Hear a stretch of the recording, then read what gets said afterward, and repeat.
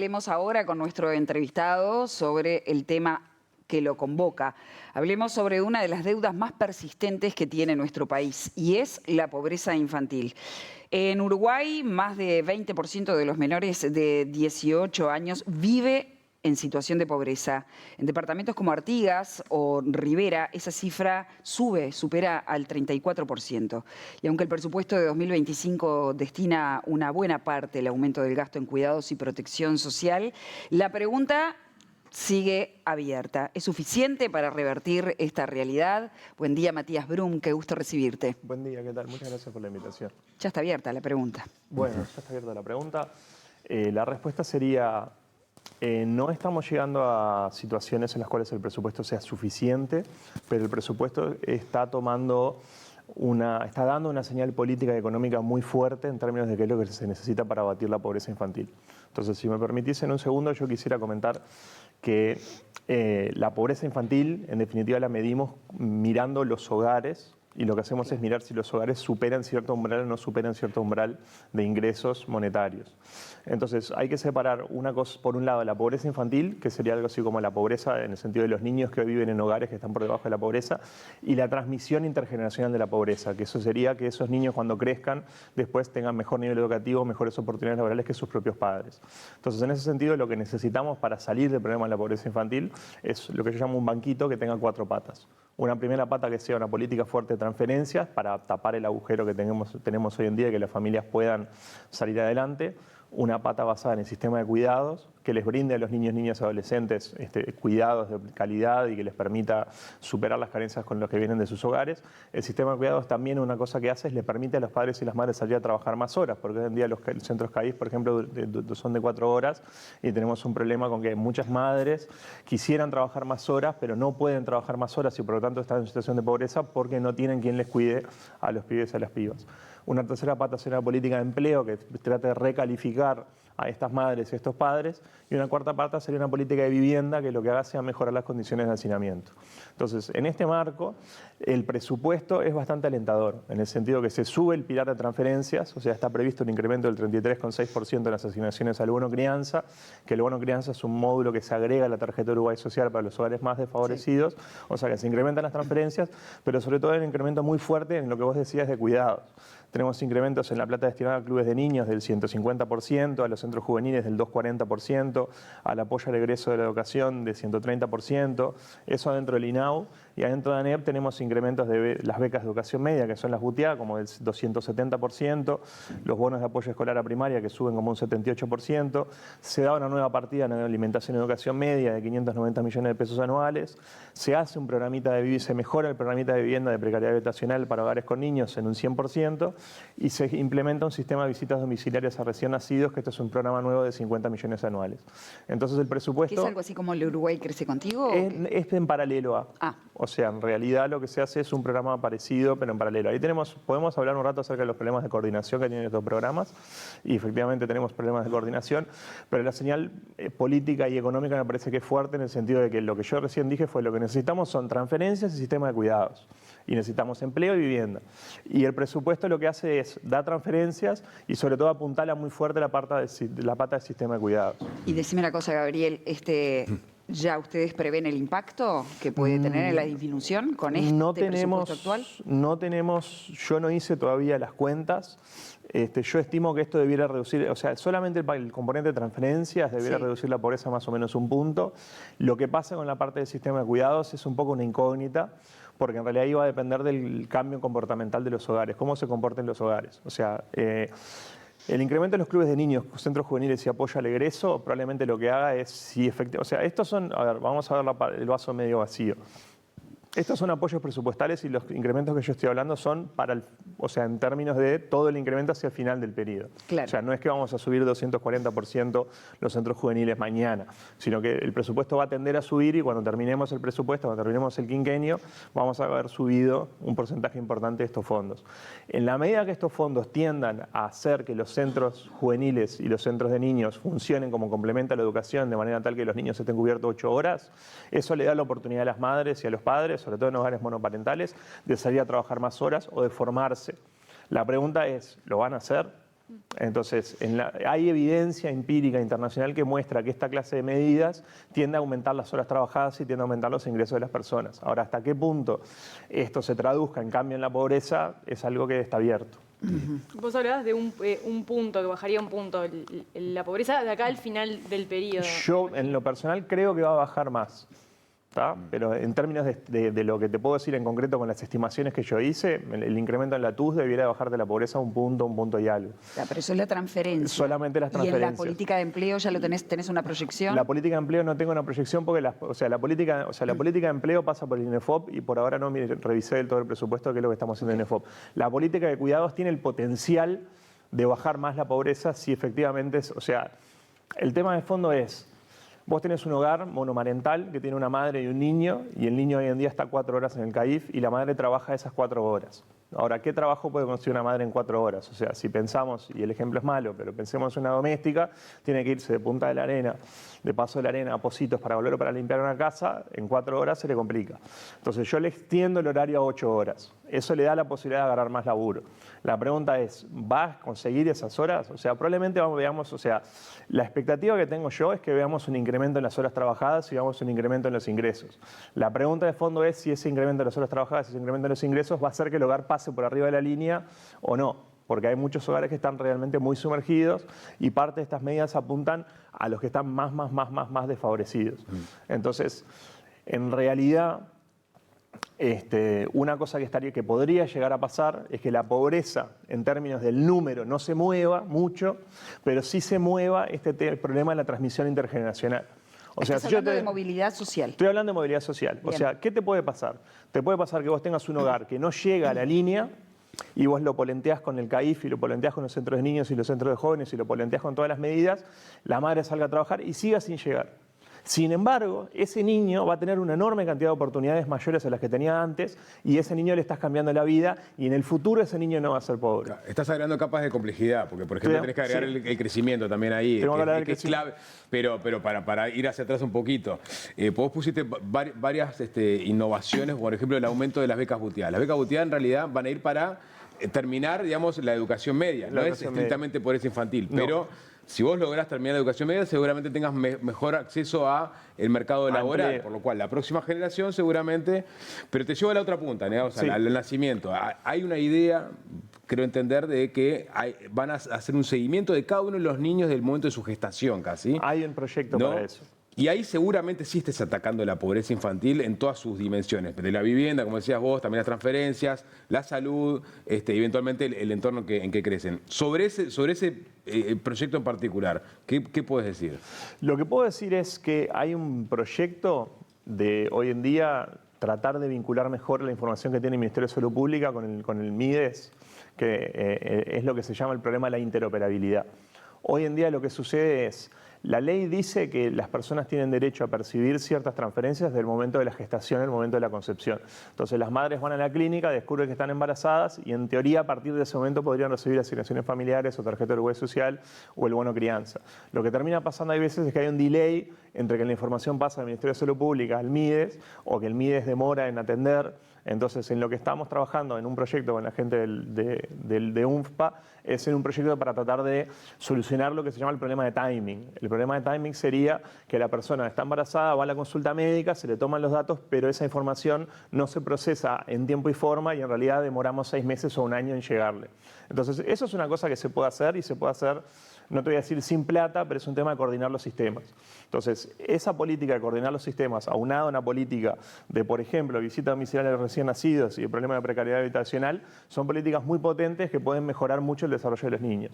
Vos tenés que acordarte que, en realidad, las etapas críticas, las becas Butiá apuntan a los jóvenes. La etapa crítica de crecimiento y desarrollo del cerebro de los niños se da entre los 0 y los 3 años y los 0 y los 5 años, que es cuando se te forma el lóbulo frontal, que es el que te permite tomar buenas decisiones, es el que te permite tomar decisiones en general. Si vos tenés problemas nutricionales en esa etapa, vas a tener un lóbulo frontal no desarrollado completamente, por así decirlo. Entonces, estas políticas están apuntando muy fuertemente, en realidad, a las generaciones que van a venir dentro de bastante tiempo. Lo que estamos tratando de hacer, o lo que está tratando de hacer el gobierno con esto, es polentear a las nuevas generaciones. Y una cosa que puede pasar es que la pobreza infantil baje un poco, pero no esté capturando en la estadística todo el bien que estamos haciendo sobre esos niños, porque en realidad, o sea, vos ponés las políticas estas, o sea, pero una política como, por ejemplo, alimentación escolar o alimentación en primera infancia, esa política no te va a mover la línea de pobreza, no te va a mover los hogares pobres o no pobres, sin embargo, te va a mejorar la calidad de vida de los niños. Entonces vas a tener niños que van a estar mejor desarrollados y más desarrollados y van a tener mejor formación cerebral y, sin embargo, no te mueve la estadística. Entonces, parte de estas políticas te van a mover la estadística, las becas Gutiá van a bajar la pobreza casi que mecánicamente, porque siempre que vos agarres un helicóptero con plata y lo tires en zonas carenciadas, la pobreza va a bajar, o sea que las becas Gutiá van a bajar la pobreza. El tema es cuáles son los objetivos de las políticas.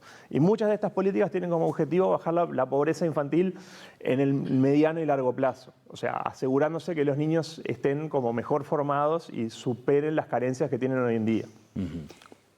¿Cuánto tiempo es esperable que pase para empezar a ver resultados? Vos hablabas, bueno, del 1% siendo optimista más, y eso que decías, que lo que no se va a notar en los números, pero eso es esperable en función del presupuesto que se le está asignando, o del refuerzo que se le está haciendo, o debería irnos mejor en pobreza. Me parece que con este presupuesto lo que va a pasar es que va a terminar bajando la pobreza y la pobreza infantil, capaz que 1 o 2 puntos. Me parece que el efecto mayor lo vamos a ver dentro de 10 años, en realidad. Me parece que estos incrementos presupuestales son importantes. Partimos de montos relativamente bajos, pero si yo te digo que estoy subiendo los centros juveniles en 240% y los clubes de niños en 150%, en la práctica lo que estoy haciendo es haciendo escuelas de doble horario. Tengo la propuesta de ANEP, que es mitad horario, y la otra propuesta, que son los centros juveniles, te los polenteo 150%, estoy generando propuestas de doble horario.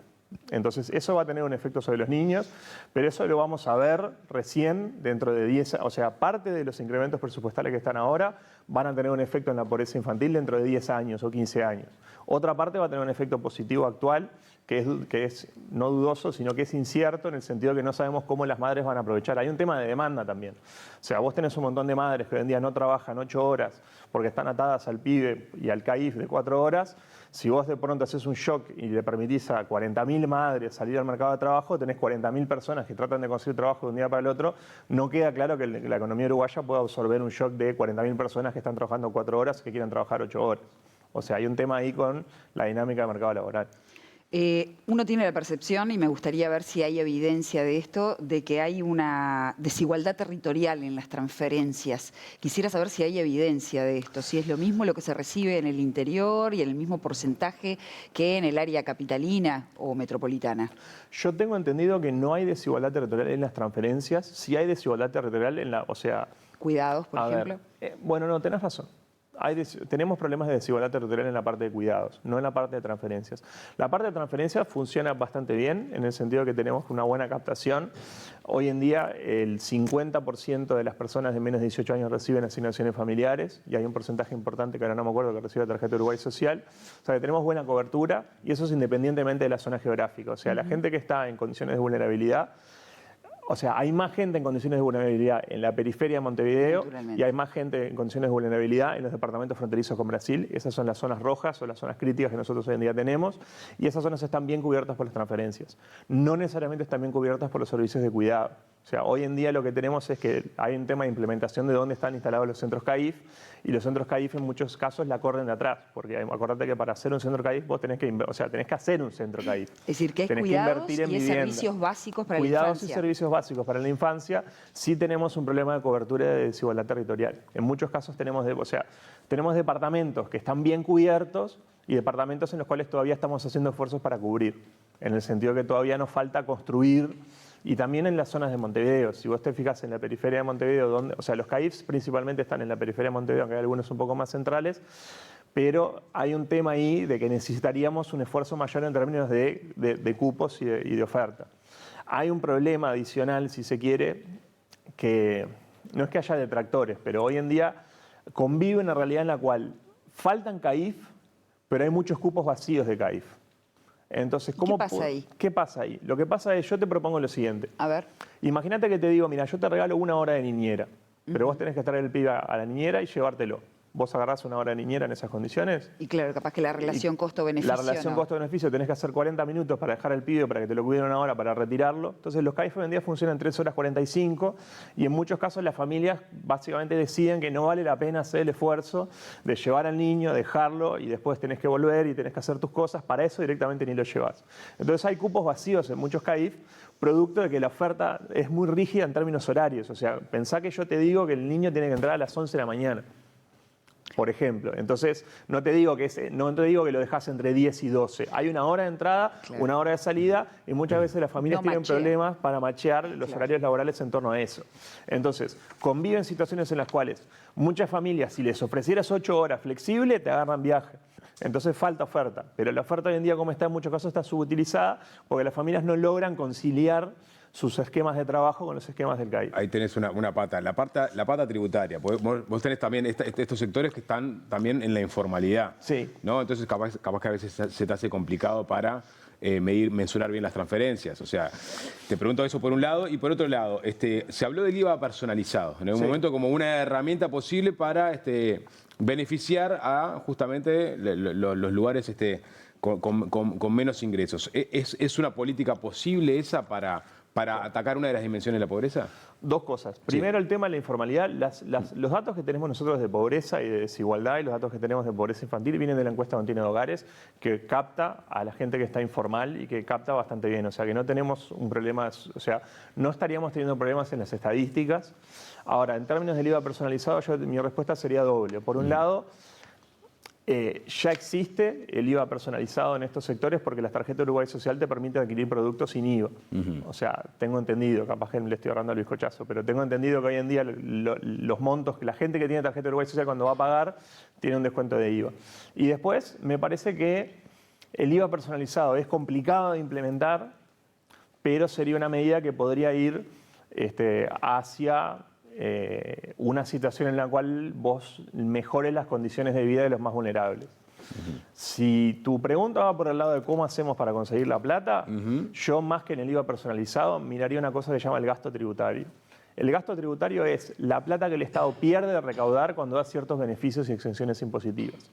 Hoy en día tenemos una ley de promoción de inversiones que tiene una comisión que se llama la COMAP, la Comisión de Aplicación de la Ley de Inversiones, en las cuales básicamente yo soy una empresa y no sé si tengo que invertir en Uruguay o tengo que invertir en Paraguay, entonces presento mi proyecto ante la COMAP y la COMAP me dice, bueno, mira, si vos invertís en Uruguay no pagás IVA. Entonces yo decido invertir en Uruguay. ¿Tá? Entonces, para las empresas que están en la duda, esta política es una política exitosa porque estás logrando que se radique inversión en Uruguay que de otra manera no se radicaría. Sin embargo, hay otro conjunto de empresas que también pueden presentarse y son empresas que yo entiendo harían la inversión de todas maneras. Hay una cadena de farmacias, por ejemplo, que cuando cambia los carteles presentan de la COMAP y la COMAP le aprueba y no paga IVA sobre el cambio de carteles. Han habido algunas figuras públicas que... Explícame eso, por favor. Claro, es parte de una inversión para cambio el cartel. O sea, yo tengo una cadena de farmacias, tengo 200 farmacias que dicen el nombre de la farmacia. Quiero cambiar el cartel porque está viejo. Entonces te presento un proyecto de inversión diciendo voy a cambiar toda la cartelería de todas mis farmacias. Vos mirás el proyecto y me decís, bueno, ok, no te cobro IVA. Ahora... el cambio inmobiliario de una oficina. El cambio inmobiliario de oficina. Estás hablando del caso de Alfi. Estoy hablando del caso de Alfi. Alfi cambió el mobiliario de su oficina y eso lo hizo sin IVA. Alfi iba a cambiar el mobiliario de oficina de todas maneras. Entonces, hacerle la exención impositiva a Alfi y hacer la exención impositiva, hay ciertas empresas y ciertos casos en los cuales uno pensaría, esto se va a hacer de todas maneras. O sea, vos decís ahí que la COMAP debería afinar un poco a quién le da beneficios y a quién no. Yo digo que hay espacio. Hoy en día el gasto tributario en el sentido de cuánto se pierde recaudar torna a los 6.000 millones de dólares. ¿Tá? Es de los más altos en la región y Bruno Giometti es un diputado que ha trabajado este tema bastante y es el que tiene los datos que yo lo quiero citar a él y decir, me parece que Bruno es la persona que está planteando estas cosas. Entonces, si vos decís de dónde saco plata, a nivel personal, antes de meterme en una reforma del sistema tributario que implique un cambio legislativo y haya que hacer un rediseño del sistema del IVA y todo eso, yo iría a la COMAP y diría, bueno, vamos a tratar de peinar un poco más fino, hilar más fino acerca de a quién le damos los beneficios y a quién no. ¿Y cuánta plata decís que podrías sacar de ahí? Y yo creo que, no sé, pero 1.000 millones de dólares probablemente pueda sacar. O sea, hay mucha exención. O sea, las políticas de exoneración de inversiones funcionan cuando vos lo que estás logrando con la política es que invierta gente que no invertiría. Claro. Ese es el beneficio. El problema que vos tenés es que le vas a terminar dando las excepciones a gente que invertiría de todas maneras.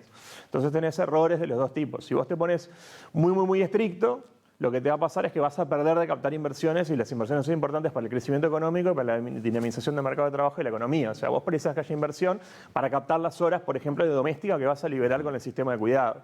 Pero por otro lado, si vos exoneras todo, lo que te pasa es que las empresas exoneran compra de mobiliario, que, a ver, el mobiliario Alfie lo iba a cambiar de todas maneras. O capaz que no, pero, o sea, son unos escritorios y unos muebles, y le estás exonerando a una empresa relativamente pequeña una compra de mobiliario que yo creo que Alfie podría haber pagado el IVA de esa No va a compra. generar más empleo esa Claro, reforma. esa compra no, o sea, las No compras... le va a mover la aguja. O sea, No va iba a seguir mover la trabajando. aguja. Decís que estaban bien los muebles de Alfie. Yo digo que los muebles de Alfie o estaban bien o capaz que necesitaba cambiarlos, pero que no había por qué exonerarle el IVA a él. Entiendo perfectamente. Entonces, ese IVA es una plata que el Estado se perdió de recaudar, que podría haber recaudado y podría habérselo destinado a otras políticas sociales. Pero perdón, tenés una oficina ahora creada recientemente, que va a estar Isabel Antonacho, que justamente, otras cosas, va a revisar ese tipo de cosas. O sea, hay una idea de revisar Sí. este conjunto de cosas. Sí. Matías, definías hoy una de las 4 patas, ¿no? Sí. Si hablabas de transferencia, de sistema de cuidados, política de empleo y política de vivienda. Sí. Vamos a la política de empleo. Yo te pregunto específicamente, ¿cuál es el tipo de empleo adecuado que tiene un impacto en la reducción de la pobreza infantil? ¿El formal, el estable, el que tiene beneficios, o basta con el ingreso mínimo? No, el formal, el estable, el que tiene beneficios. Vos pensás, te voy a tirar un dato capaz que es medio crudo. Si vos te parás en Montevideo, Sí. que agarrás una personita que sea laburante formal, 40 horas, que gana el salario mínimo, y lo juntás con otra personita que sea laburante formal, 40 horas, ganando el salario mínimo, y les pones un hijo, son pobres. ¿Tá? O sea, 2 salarios mínimos, o sea, papá, mamá, ganando el salario mínimo con un hijo, pasan a estar por debajo de la línea de la pobreza. O sea, el salario mínimo no te está cubriendo lo que vos necesitas para estar afuera de la pobreza. Lo que vos necesitas es las políticas de empleo, atarlas a políticas de recalificación. En el sentido que vos lo que tenés es que estas madres y padres que están en situación de pobreza tienen segundo año de liceo completo, en promedio. Entonces, ¿qué laburo podés conseguir con un segundo año de liceo completo? Vos lo que tenés que hacer es hacer una política de recalificación en el sentido de lograr que terminen más años de liceo o enseñarles a hacer algo, darles un curso de operador de retroexcavadora que te lleva 40 horas y que salgan con alguna formación técnica al mundo. Lo mejor sería que consigan trabajos de calidad en el sector formal, y para eso el Estado tiene algunos programas. El programa Uruguay trabaja en el sector privado y tiene algunos programas de empleo público. Y esas clases de cosas podrían funcionar, pero es crucial acá el rol del INEFOP, o sea, pensando en la calificación y recalificación. Lo ideal sería que esta gente consiga trabajo formal, pero una realidad es que, y esto es difícil de decir, hay gente que está hoy en día en el núcleo duro de la pobreza que es, entre comillas, relativamente inempleable. O sea, hay gente que realmente, si vos no terminaste primaria, no hay curso que te vaya a sacar de la pobreza. O sea, vos podés aspirar a mejorar las condiciones, pero es cuando viene la pata de transferencias. O sea, vos lo que tenés es gente a la cual vos no le podés dar cursos de recalificación porque están demasiado abajo en la escala educativa, y esa gente le vas a tener que volantear con transferencias. Hablando de esa pata, las transferencias, porque ha habido bastante discusión a lo largo de los años sobre cómo debían ser esas transferencias, cuál debería agregarse, cuál debería quitarse, si tienen que estar atadas a una contraprestación o no. ¿Cómo la estás evaluando ahora en el esquema actual de transferencias? Yo el esquema actual de transferencias lo que lo veo es relativamente... Tenemos un sistema, Mauricio de Rosa le gusta decir que tenemos un sistema de transferencias potente, en el sentido que te decía, el 50% de los menores de 18 años está cubierto por AFAM, no me acuerdo qué porcentaje está cubierto por la TUS, entonces tenemos como una cobertura importante. El problema que tenemos es de suficiencia, estamos girándole poca plata a la gente, o sea, una beca, una AFAM o una TUS anda en torno a los 2.000 pesos, es poca plata. Y después la otra cosa que tenemos es un problema de fragmentación, porque tenemos la FAM, que son asignaciones familiares, plan de equidad, la TUS, que es la tarjeta de seguridad social, el bono crianza, y estas 3 cosas están... No es que estén desarticuladas, pero estaría bueno capaz avanzar en un sistema de prestación única o un sistema de prestaciones en los cuales decidimos blindar un componente de la población y darle capaz que todas las transferencias de una, o sea, hay decisiones administrativas de quién entra y quién sale a qué programa que se toman descoordinadamente. Entonces estaría bueno como coordinar mejor el sistema de transferencias. Sobre las contraprestaciones, acá un problema. Vos pedís una contraprestación. La discusión clásica es, yo te doy AFAM a cambio de que lleves a los niños a la escuela. Si no llevas a los niños a la escuela, yo te saco la AFAM. En teoría suena bien, porque vos estás obligando a las familias a llevar a los niños a la escuela. El problema que vos tenés es que hay gente que no te cumple, que es la gente más vulnerable, que es gente que vive en zonas inundables, por ejemplo, en la cual cada vez que llueve se inunda y los niños no van a la escuela por problemas estructurales de la vivienda, que no es responsabilidad de ellos. No es que no quieren mandar al pibe a la escuela, es que el pibe está en la casa tratando de tapar el agujero en el rancho. Entonces a esa gente que es la más vulnerable le vas a sacar la transferencia. Claro, lo castigás. Lo castigás. Claro. Entonces el problema que vos tenés con la condicionalidad es que en teoría te funciona como incentivo para mantener a la gente dentro del sistema, pero en la práctica, cuando vos expulsás gente del sistema, es la gente más vulnerable de todas. A nivel personal, yo creo que tenemos que tener un sistema mixto, que tuviera un pilar en el cual yo te doy una cierta plata sin contrapartida, te doy 2.000 pesos en todos los casos, y si me mandás al pibe a la escuela, bueno, ahí evalúo si te doy un plus. Pero que no quedes a la deriva en el sentido de, bueno, se me inundó el rancho y estuve un mes luchando porque tuve que mudarme y tuve todo un montón de problemas, el pibe no pudo ir a la escuela y te castigo sacándote de la prestación. O sea, podríamos tener un sistema mixto. Matías, estaba viendo, ¿no?, el diálogo social en el seminario sobre transferencias monetarias destinadas a la infancia, justamente. Sí. Y que si tuvieras que decir un titular que salió de ese seminario y que podría efectivizarse en una política, ¿cuál sería? Yo lo que diría es que en ese seminario hay consenso. Y hay consenso en términos de que es importante polentear las transferencias, el sistema de cuidados, esto del empleo y esto de la vivienda. Y me parece que hay mucha intención por parte del gobierno, por parte de otros actores como los organismos internacionales y otro conjunto de actores sociales, de simplificar y remodelar el sistema de transferencias. Y me parece que hay parte del incremento presupuestal que está destinado a incrementos en las transferencias, pero hay una intención por parte del gobierno de, no te digo barajar de vuelta, pero reevaluar quiénes son los que reciben, cómo reciben, cuáles son las condiciones. Yo te pongo un ejemplo, si tengo un minuto. Sí, claro. Asignaciones familiares hoy en día es un programa que es muy exitoso, pero que no prevé o no está previsto las formas de ingreso del todo del programa. Las formas de ingreso hoy en día funcionan con declaración jurada, con visita del MIDES, pero no está prevista la forma de egreso. Entonces vos entrás a asignaciones familiares y ha pasado que el MIDES demora 7 años en mandarte un visitador para reevaluar tu situación. 7 años. 7 años. Entonces vos entraste, o sea, vos sos un hogar que está en el horno. Aplicás asignaciones familiares. Viene una persona del MIDES, constata que estás en el horno y deciden darte una prestación. En algún momento tiene que venir alguien del MIDES a chequear si seguís estando en el horno o no.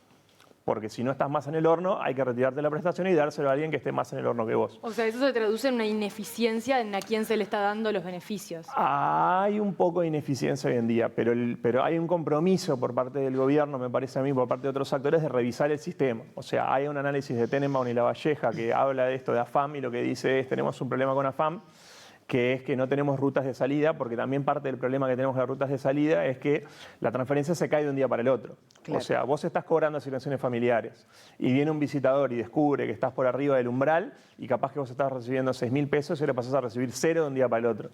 ¿No? El seguro de paro en Uruguay funciona escalonado. Vos el primer mes cobrás cierta parte de tu sueldo, después vas cobrando menos, y AFAM no prevé un camino, una salida escalonada. Entonces una reforma, una cosa que está en discusión es armar una cosa escalonada. Ok, vos estabas en el horno, ya no estás en el horno, pero no te puedo sacar 6.000 pesos de un día para el otro porque te mato.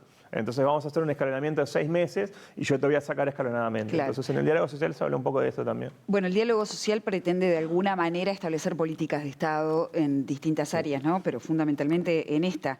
Entonces la pregunta también es, ¿cómo se hace para, una vez que se logren acuerdos, poder blindar las políticas de abatimiento de pobreza infantil, de la pobreza infantil, de los ciclos políticos? Esa pregunta es muy buena. Yo te diría que, supongo yo que con alguna clase de ley presupuestal o alguna clase de ley marco. En ese sentido, la ley de Cristina Lustenberg, la ley Gapia, me parece que apunta un poco a eso, a generar una rectoría dentro del MEF que funcione como un organismo que coordine el conjunto de políticas y se pueden hacer blindajes presupuestarios o se pueden hacer blindajes de cierta clase de gasto frente al ciclo político. De todas maneras, yo tengo una visión optimista sobre esto. Me parece que hay consenso en los sectores políticos de que el abatimiento de la pobreza infantil es una cosa importante. O sea, yo no vislumbro una situación en la cual en las próximas elecciones haya un cambio de gobierno y el nuevo gobierno diga vamos a desarmar todo lo de pobreza infantil, o que el gobierno que viene, si es del mismo color que el gobierno actual, también diga vamos a desarmar todo y dar de vuelta. Me parece que el gobierno que está tratando de desarmar y rearmar es que básicamente lo que se enfrenta es a... Tenemos una situación en la cual la pobreza infantil está estancada en los últimos años, tenemos un sistema de transferencias potente, pero que tiene problemas de ineficiencia, tiene problemas de suficiencia. ¿Cómo hacemos para usar los recursos más eficientemente y de mejor manera para llegar a los hogares realmente vulnerables? Entonces me parece que la continuidad política yo no la vislumbro como un problema, que quizás sí es un problema con otro conjunto de políticas, pero en este caso esto no lo veo como problemático. Matías, realmente un gusto hablar contigo. La seguimos. Muchas gracias. Nos vamos a una breve pausa, no sin anunciarles antes que ya viene Ana María Mizrahi en instantes nada más, va a mapear el trabajo en Uruguay.